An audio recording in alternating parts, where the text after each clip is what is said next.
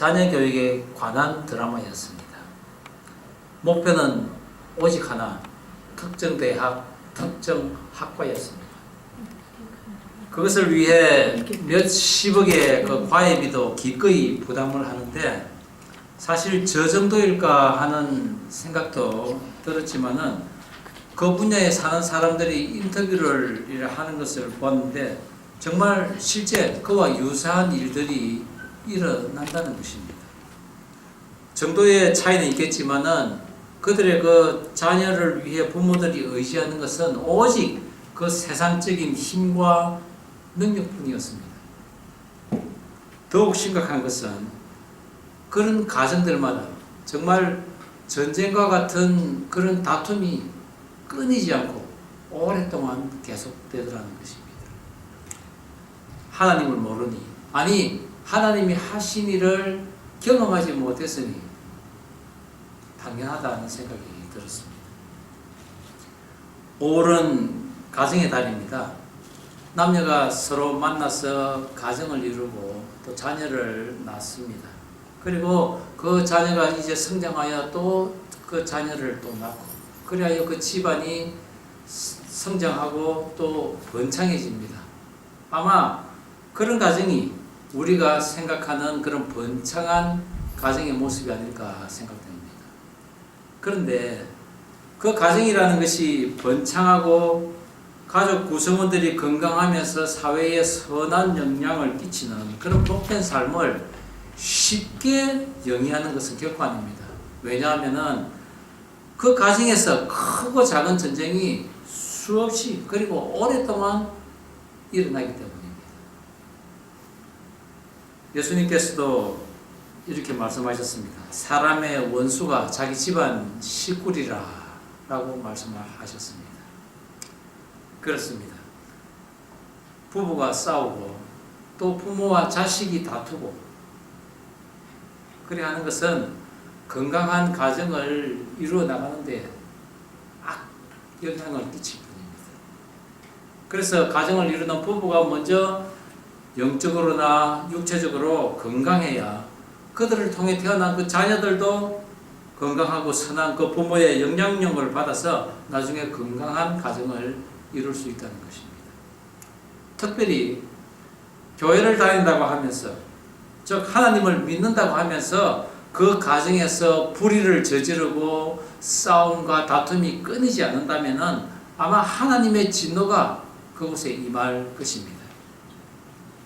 전쟁은 하나님께 속하였다고 성경은 말하고 있는데 여호수아서는 전쟁의 역사서라고 해도 무방할 정도로 가나안 정복을 위한 이스라엘 군대와 또 하나님이 연합하는 그런 전쟁의 모습이 파노라마처럼 펼쳐집니다.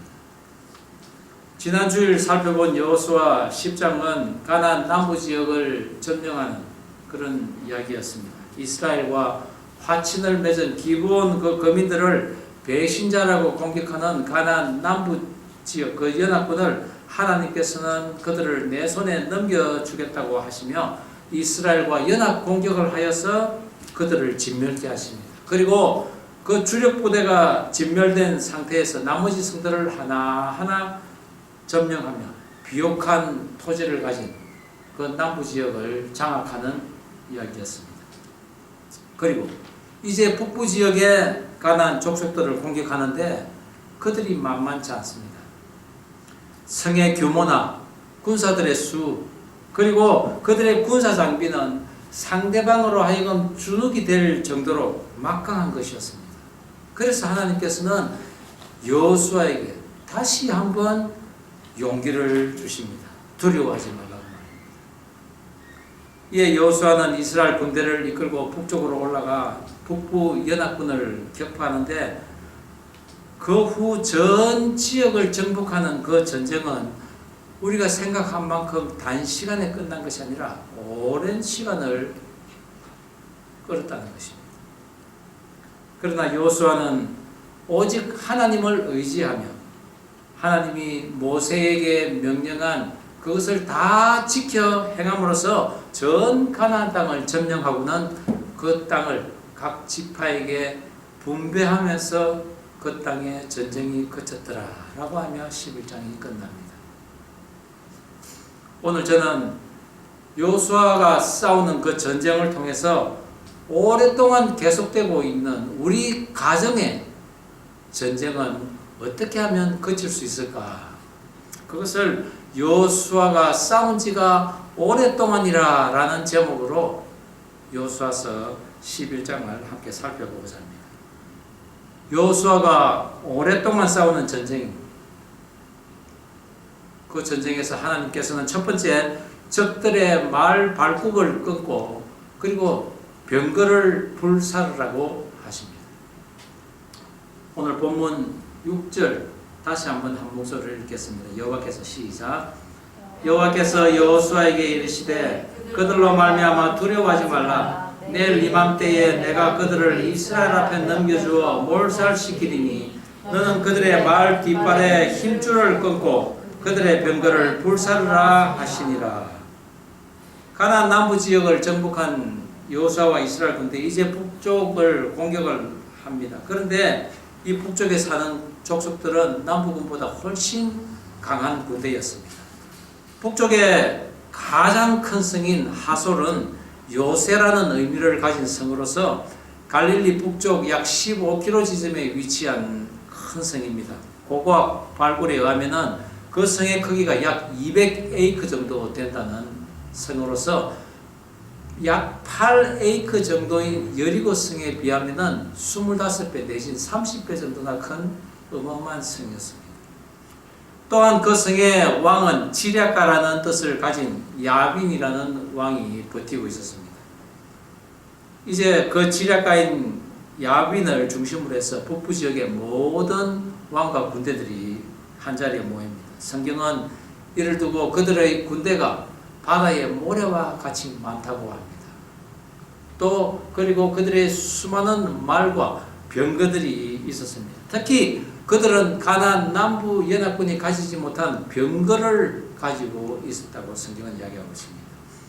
북부 연합군들을 살펴보면은 마돈 왕 요밥과 시므론 왕과 악삽 왕과 및 북쪽 산지와 긴네롯 남쪽 아라바와 평지와 서쪽 도로의 높은 곳에 있는 왕들과 동쪽과 서쪽의 가나안 족속과 아모리 족속과 헷 족속과 버리스 족속과 산지의 여부스 족속과 미스바 땅 헤르몬 산 아래 히위 족속에게 사람을 보내매 북쪽과 서쪽, 동쪽, 즉 가나안 전체를 뜻하는 군대이라는 뜻입니다. 1세기 유대 역사가인 요세푸스에 의하면은 그때 가나안 북부 연합군들의 그 군사 수는 보병이 약 한 30만 명, 그리고 기병이 10,000명, 그리고 병거 부대가 약 2만 명 정도 되었다. 그들이 지금 메론 물가에 지금 진을 쳤습니다. 아무런 준비도 없이 무턱대고 갔다가는 자칫 마음이 녹을 수도 있는 그런 규모였다는 것이죠. 그리하기에 하나님께서는 여호수아를 그냥 보내지 않으시고 승리의 확신을 심어 주십니다. 두려워하지 말라. 내일 이맘때에 내가 그들을 너희들 앞에 넘겨주어서 몰살시키겠다고 하셨습니다. 하나님께서 승리를 확정해 주신 것입니다. 내일 이맘때 시간까지 정하시면서 말입니다. 이 얼마나 든든한 약속이십니까? 우리가 이런 든든한 약속을 하나님으로부터 받아야 합니다. 그리고 이런 든든한 약속을 우리가 받으면은 그 든든한 약속을 자녀들에게도 그런 확신을 심어줘야 합니다. 힘들게 공부하는 아이들에게, 또 공부가 끝난 또 사람은 취업을 위해서, 또 취업을 한 사람은 더욱더 그 큰 그 자리를 위해서, 승진을 위해서 원하는 것을 주겠다는 그 하나님의 든든한 그런 약속을 사람들에게 우리가 심어줄 수 있어야 된다는 것이죠. 만약 그런 든든한 약속이 우리 가정에 있다면 우리 가정 결코 다툼이 없을 것입니다. 아직 오지도 않은 미래를 걱정하고 또 두려워하기보다는 하나님이 주시리라는 그런 성립케 하시리라는 확신을 가지고 함께 기도하고 함께 말씀을 읽고 또 그 말씀을 내 삶에 적용만 할 수 있다면 내일 이맘때 하나님께서 주실 것입니다. 그것을 자녀들에게 가르쳐야 합니다. 자녀들에게 경험케 해야 한다는 것이죠. 그런데 우리 부모들 특히 자녀 교육 앞에서는 약해집니다. 참지 못합니다. 아마 한국의 부모들 아이들 교육에 대해서는 어느 나라 부모에게도 뒤지지 않을 그런 민족일 것입니다. 조금 여유가 있으면 자녀 교육에 올인하는 나라가 바로 우리나라입니다. 저희 부부도 새 아이들을 어떻게 교육시킬까 걱정을 참 많이 했습니다. 한국에 있을 때는 가끔 세상적인 방법으로 큰애를 그렇게 교육을 시켰습니다. 개인 과외와 또 학원 과외를 시켰는데 둘째가 초등학교 들어갈 때쯤 돼서 제가 하는 일이 잘 되지 않아서 형편이 좋지 않아서 과외를 보낼 수가 없었습니다. 그런 상황이었는데도 피아노 학원은 또 보냈습니다. 그러다 정말 미국으로 오면서 정말 세상적인 것을 의지할 수가 없는 지경이 되자 그때부터 하나님께 매달릴 수밖에 없었습니다. 그렇게 매달릴 때 하나님께서는 나에게 말씀을 주셨습니다. 하나님께서 책임지겠다고 말입니다. 그것이 바로 이사야서 49장 22절 23절 말씀이었습니다. 우리 이사야서 49장 22절 23절 한 목소리로 한번 읽어볼까요? 시작. 나 주 여호와가 이르노라 내가 열방을 향하여 나의 손을 들고 민족들을 향하여 나의 기호를 세울 것이라. 그들이 내 아들들을 품에 안고 내 딸들을 어깨에 메고 올 것이며 열왕은 내 양부가 되며 양비들은 내 유모가 될 것이며 그들이 얼굴을 땅에 대고 내게 절하고 내 발에 티끌을 핫을 것이니 너가 나를 여호와인 줄 알리라. 나를 바라는 자는 수치를 당하지 아니하리라. 아멘. 오늘날 어떻습니까? 돈이 있는 한 이 인간은 내려놓을 줄 모릅니다. 돈이 있어도 내려놓을 수 있는 사람은 아마 지능이 좀 떨어진 사람이거나 아니면 완전히 하나님의 영에 사로잡힌 사람 둘 중에 하나일 것입니다. 그러나 하나님을 의지하는 사람은 하나님께서 반드시 이기게 하십니다. 내일 이맘때라고 시간까지 확정하여 승리를 약속하신 그 하나님께서는 또 하나의 명령을 내리시는데 그것은 그들의 말의 힘줄을 끊고 그들의 병거를 불태우라고 하십니다. 그것은 세상적인 힘과 능력을 의지하기보다는 전쟁의 주인이신 여호와 하나님을 의지하라는 메시지였습니다. 마침내 바다의 모래와 같이 많은 적들이 모여있는 곳에 도달한 여호수아는 엄청난 수의 적들을 섬멸합니다. 그리고 그렇게 얻은 말들의 힘줄을 다 끊어냅니다. 그리고 병거들을 불에 다 태웁니다. 그런데 전쟁이 끝날 것 같았지만은 북부에서의 전쟁은 단 하루 만에 끝난 것이 아니라 긴 세월 동안 오랫동안 지속된 것입니다. 학자들에 의하면은 그 전쟁은 약 7년 동안 계속되었다고 주장합니다. 오랜 세월을 두고 이렇게 전쟁을 하다 보니 사람들이 지쳐갈 수도 있습니다. 거기다가 점령해야 할 성들이 많으니 혹여나 적들의 그 말과 병거들을 괜히 없앴나 좀 가지고 있었을 걸 그런 근심이 생길 수도 있겠다는 것입니다. 그러나 하나님께서는 이미 그들에게 명령하여서 그런 것들 다 없애라고 하셨습니다. 우리들이 살아가면서 나의 자녀들에 대한 근심과 걱정이 오래 지속되고 또 나 자신 내 부모에게 있어서 염려를 오랫동안 안겨드리는 그런 시간들이 있다면은 우리는 오히려 세상적인 방법과 세상적인 지식 동원해서 그것을 극복해 나가려고 합니다. 그러나 내게 필요한 모든 것 다 아시는 하나님, 그 하나님을 의지해야 하나님 주시는 것을 우리가 받을 수 있음을 믿으시기 바랍니다. 자녀들 어떻게 키우지? 또 내가 부모에게 너무 큰 집을 오랫동안 지우고 있어서 어떻게 하지? 그러다 보면은 우리가 자칫 하나님의 것을 놓칠 수가 있다는 것입니다. 그러나 하나님께서는 하나님을 의지하는 자는 하나님의 때에 하나님의 방법으로 이기게 하실 줄 믿으시기 바랍니다. 하나님의 명령대로 말들이 힘줄을 끊고 병거들을 불살랐는데, 그렇다면 이스라엘은 무엇을 얻었을까? 하나님께서는 그 북부 이스라엘의 가장 큰 성인 하솔만 불에 사르고는 나머지 높은 곳에 있는 성읍들은 남겨두어서 이스라엘 백성들이 살도록 하셨습니다.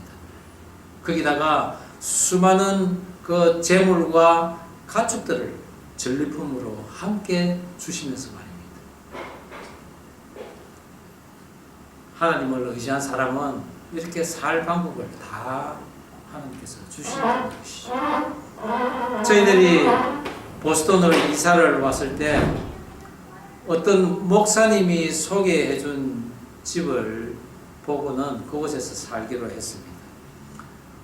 우리가 그 집을 선택한 이유는 동력하자고 했던 그 목사님의 교회가 우리 집하고 가까웠기 때문입니다. 딴 이유는 없었습니다.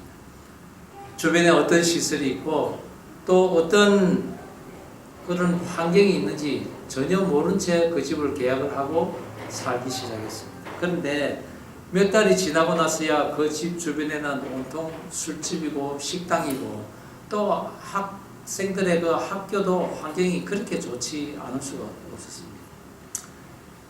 그러다가 사정이 생겨서 그 목사님과 이제 헤어지고 다시 개척을 위해서 기다리고 있는 중에 미국 교회를 출석을 하게 됐는데, 그 미국 교회의 한 성도 한 분이 우리에게 당신들 어디 사냐고 물었습니다. 그래서 올스톤에 산다고 하니, 그 동네 그 정말 학교 여건 안 좋다고, 내가 정보를 하나 줄 테니 한번 보라 시험을 치고 들어가는 학교를 가르쳐 주는 것입니다. 그때 저는 이 보스턴 라틴 스쿨이 있다는 것을 처음 알았습니다. 그리고 딸아이는 집 앞에 있는 중학교를 졸업하고 바로 그 보스턴 라틴에 들어가고, 그리고 아들도 그곳에 학교를 다니다가 6학년 마치고 7학년 때 보스턴 라틴으로 전학을 갔습니다. 그리고 두 아이 거기서 잘 졸업하고 또 한 아이는 다니고 있죠. 아마 우리가 세상적인 지식과 세상적인 방법으로 아이들 학교를 찾았다면 아마 교회 저쪽 보스턴 교회 지역에 그 뭐 경치 좋고 또 조금 집값도 상대적으로 싼 학군 좋은 그런 쪽으로 아마 찾아갔을 것입니다. 그러나 저희들은 그렇지 않았습니다. 그러나 그 대가는 톡톡히 치루었습니다.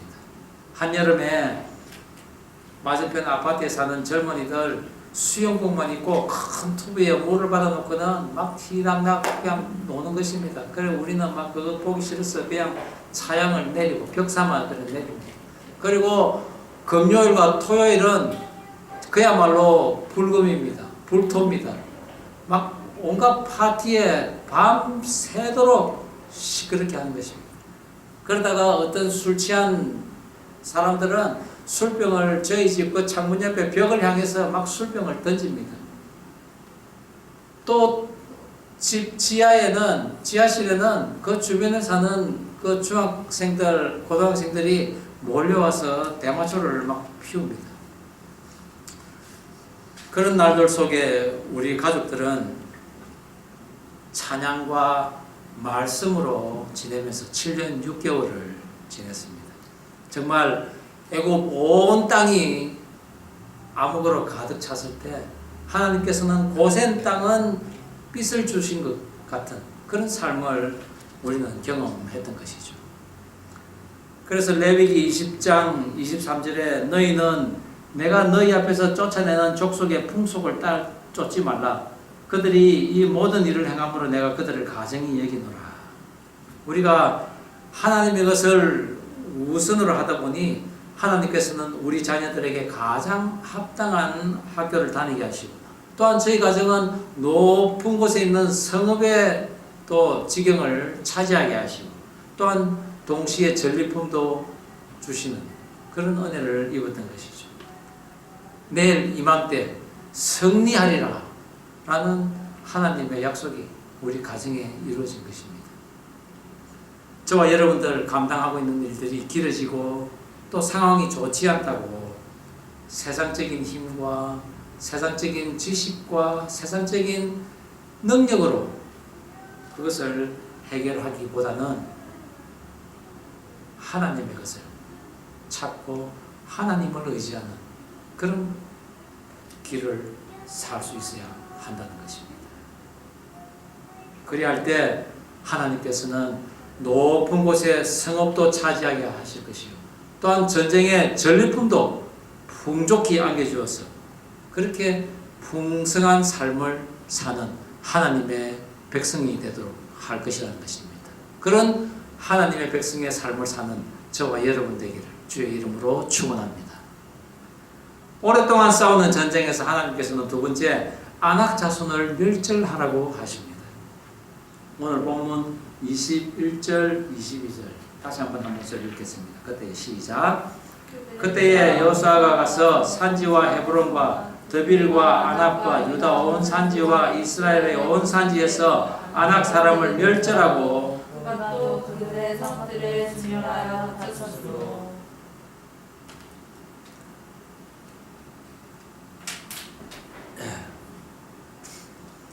이스라엘 22절은 없습니까?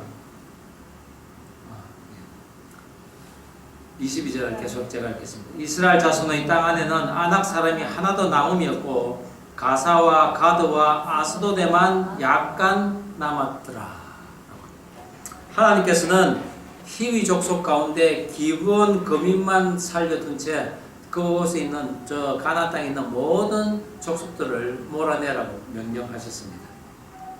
그리고는 나머지 그 주민들을 마음을 강팍하게 해서 그들로 하여금 은혜를 입지 못하도록 했다고 성경은 이야기하고 있습니다.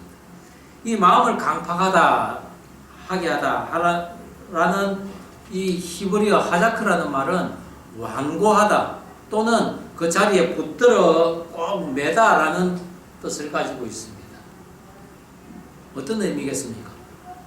그들은 하나님에 대한 완고한 저항을 하고 있는 것입니다. 그리고 하나님께 가까이 가지 못하도록 자기 자신을 꼭 붙들어 매고 있는 형국인 것이죠.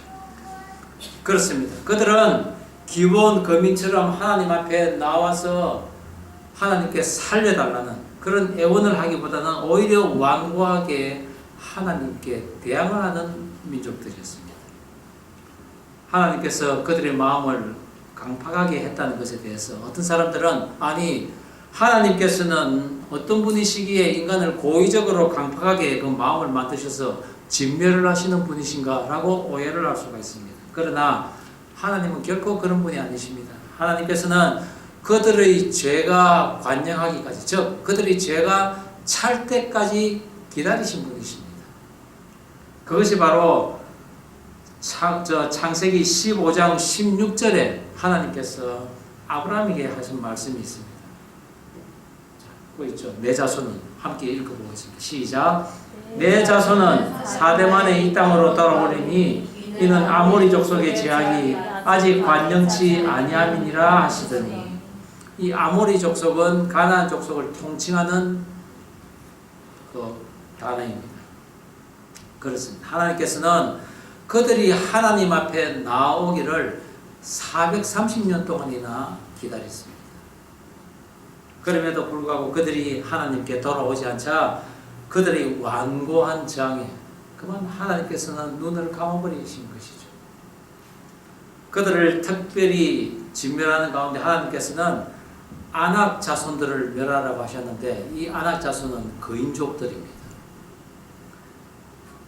가나안 땅에 살고 있는 그 아낙 자손들은 38년 전 가데스 바네아에서 가나안 정탐을 갔다가 돌아온 그 정탐꾼들에 의해서 전해들은 이스라엘 백성들에게는 공포의 대상이었고 또한 광야 38년을 돌게 한 원인 제공자였던 것입니다. 그들은 이렇게 이야기했습니다. 거기서 또 네피림 후손 아낙 자손 대장부들을 보았나니 우리는 스스로 보기에도 메뚜기 같으니 그들이 보기에도 그와 같았을 것이라. 하나님께서는 그 공포의 대상자들을 이제는 멸절의 대상자로 만들었는데 하나님의 그 약속의 땅에서 이제 그 멸절의 대상을 다 몰아내는 것입니다. 예전에는 내가 메뚜기였는데 이제는 나의 그 적들, 거인족들이 나에게는 메뚜기처럼 보였던 것이죠. 그런데 전쟁을 오래 하다 보니 지친 것일까요? 아니면 적을 대수롭지 않게 여겼을까요? 이스라엘은 그 아낙 자손들을 가나안 땅에서는 다 몰아냈는데 세 곳에서는 아낙 자손들을 몰아내지 않았습니다. 그곳이 바로 가사와 가드와 아스돗이죠. 아스돗. 그곳에만 약간 남았더라라고 성경은 이야기하고 있습니다. 하나님께서는 요단강을 건너기 전 모압 평지에서 이스라엘 백성들에게 그 땅 거민들을 완전히 몰아내라고 이미 명령을 하셨습니다. 그것이 바로 민수기 33장 55절에 나옵니다. 다음은 자, 한번 읽어볼까요? 너희가 시작. 너희가 만일 그 땅의 원주민을 너희 앞에서 몰아내지 아니하면 너희가 남겨둔 자들이 너희의 눈에 가시와 너희의 옆구리에 찌르는 것이 되어 너희가 거주하는 땅에서 너희를 괴롭게 할 것이요. 이스라엘이 아낙 자손을 쫓아내지 못함으로 인해서 이 세 곳은 하나님의 말씀대로 나중에 이스라엘의 그 눈에 가시가 되고 옆구리에 찌르는 것이 되고 맙니다. 이 견고하다라는 의미를 가진 가사는 이스라엘의 사사인 삼손이 그 기생에게 빠져서 이래 드나들었던 곳이 바로 이 가사입니다. 또한 이 가드는 사울 왕과 이스라엘을 괴롭힌 그 골리앗이 태어난 곳이기도 합니다. 또한 이 아스돗은 요새라는 의미로서 블레셋인들이 섬기는 다곤 신앙, 다곤 그 신상이 산재해 있는 우상의 그 숭배지였던 것입니다. 이스라엘이 특별히 이 아스돗은 이스라엘이 그 블레셋에게 빼앗긴 언약궤가 한동안 머물렀던 그런 치욕적인 곳이 되고 맙니다.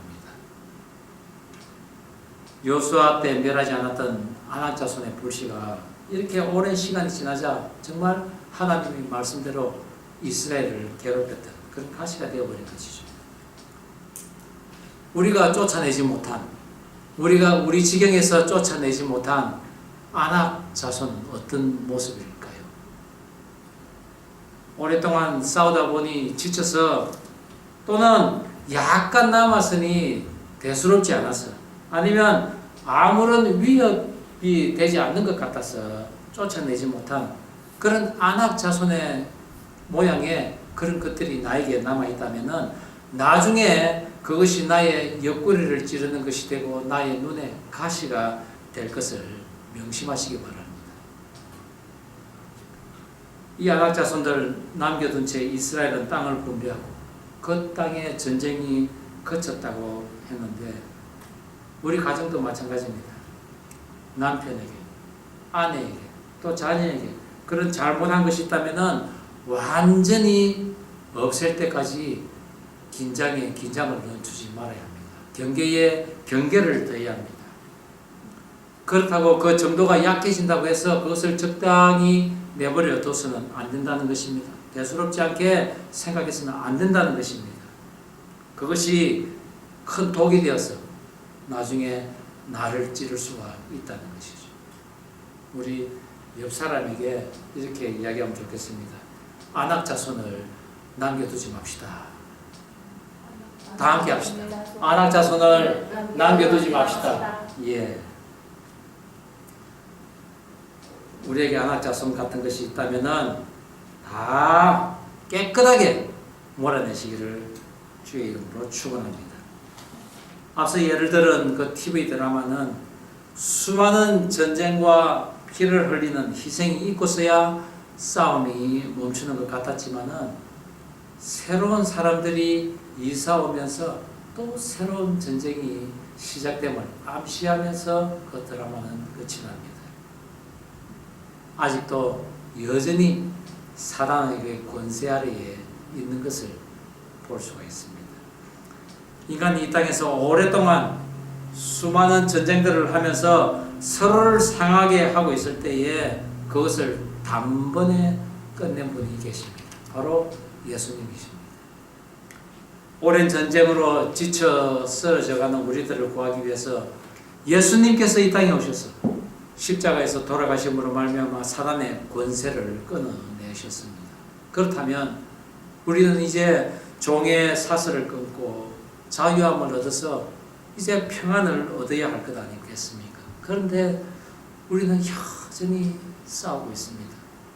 그리고 그 싸움은 오랫동안 계속 지속되고 있다는 것입니다. 왜 그렇겠습니까? 우리가 여전히 죄를 짓고 있으면서 그것도 그 죄와 적당히 타협하며 살아가기 때문입니다. 그리고 무슨 일이 있으면은 아직도 세상적인 것으로 이겨나가려고 하고 있기 때문인 것이죠. 하나님이 도와주셔서 이기게 하셨는데 우리는 남겨놓은 그 안악 자손과 같은 그 죄의 여지를 아주 조금 남겨놓았다고 안심하고 있는 것입니다. 그런데 사단은 그 틈새를 통해서 우리에게 다가옵니다. 우리를 공격하고 때로는 또 우리를 유혹하면서 우리의 가정에서 우리의 지경에서 전쟁이 멈추지 않게 하고 있다는 것입니다. 그 싸움을 멈추는 것은 오직 주님께서 우리에게 행하신 용서와 사랑밖에 없습니다.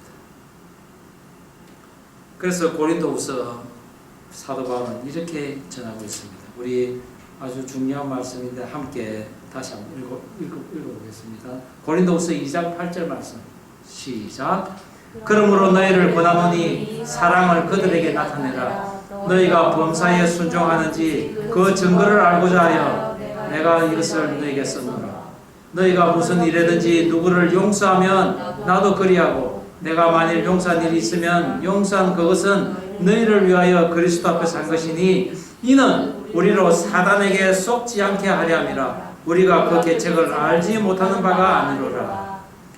우리는 사단이 그 계책을 쓰는 줄은 알고 있습니다. 그러나 그것을 행하고 있다는 것이죠. 여호수아가 싸운 지가 오랫동안이라. 우리들의 가정에서 부부가 또 부모와 자식이 싸운 지가 오랫동안이라. 이제는 전쟁을 거쳐야 하지 않겠습니까? 아니, 샬롬의 평안을 우리는 얻어야 합니다. 사람의 원수가 자기 집안 식구리라라고 말씀하신 예수님께서는 마태복음 10장 34절에 계속해서 이래 말씀하십니다. 내가 세상에 화평을 주러 온 줄로 생각지 말라. 화평이 아니요 금을 주러 왔노라 라고 말씀하셨습니다. 그것은 곧 주님께서 이 땅에 오신 것은 우리들의 외적인 평안, 겉으로만 드러나는 그런 평화, 또 현상적인 복을 주러 오신 것이 아니라 불의를 정복하고 악과 싸워서 그 악을 이겨 쫓아내게 하기 위해서 이 땅에 오신 것이라는 것입니다. 우리의 가정에 불의가 있다면 예수의 사랑으로 정복하고 또 악이 있다면 예수의 용서로 그것을 이겨나가야 할 것입니다. 나의 지경에서 그 악이 물러날 때까지 말입니다. 그리할 때 우리들의 가정에는 오랫동안의 싸움이 그치고 주님 주시는 진정한 샬롬의 평안이 찾아올 것입니다. 그런 평안이 가득한 축복의 가정이 바로 저와 여러분의 가정이기를 주의 이름으로 축원합니다. 기도하시겠습니다.